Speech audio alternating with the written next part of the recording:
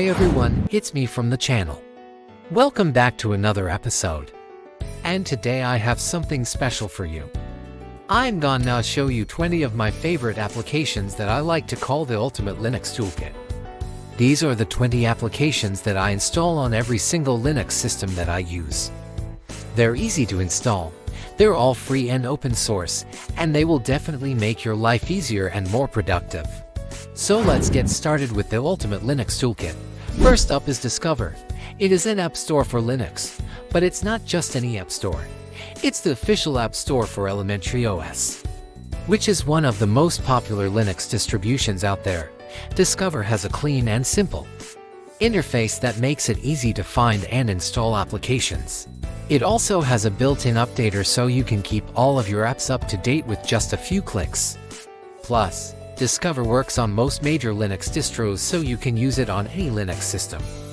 Next is VLC, one of the most popular and versatile media players for Linux. It can play almost any audio or video file format you throw at it.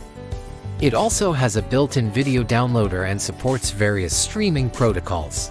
VLC is also very customizable with a wide range of plugins and themes available. 3 is GIMP, a powerful and versatile image editor for Linux.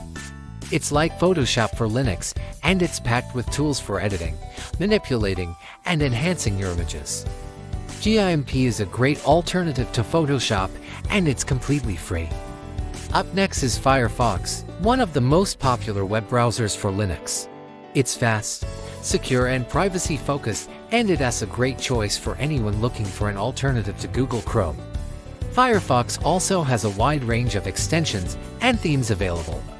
At number 5 we have Thunderbird, a great email and calendar application for Linux. It is developed by the makers of Firefox, and it offers a rich set of features for managing your emails, calendar, and contacts. Thunderbird is a good alternative to Microsoft Outlook, and it is also great for those who want a desktop email client instead of using a webmail service. Next up is Steam, the biggest digital distribution platform for video games. It's not just for Windows anymore. You can now install Steam on Linux and play thousands of games on your Linux system. Steam also has a built-in game launcher and community forums. At number 7 we have OBS Studio, a popular and powerful video recording and streaming tool for Linux. It's a great choice for recording your screen, webcam, or other video sources and streaming your gameplay or other activities. OBS Studio is used by many YouTubers and streamers, and it is a great tool for anyone who wants to capture their screen or webcam on Linux. Next up is KeePass, a password manager for Linux that helps you keep your passwords safe and secure. It uses advanced encryption to protect your sensitive information, and it has a great choice for anyone who wants to improve their online security. KeePass is also cross-platform so you can sync your passwords across different devices and operating systems. At No. 9 we have FileZilla, a popular FTP client for Linux. It has a great tool for transferring files between your computer and remote servers, and it has a good choice for anyone who needs to upload or download files to a website or server. FileZilla is also cross-platform and supports secure FTP protocols. Next up is Audacity, a free and open-source audio editor and recording tool for Linux. It's a great choice for anyone who wants to edit or record audio on their Linux system. Audacity is used by many musicians and podcasters, and it has a great tool for anyone who wants to work with audio on Linux.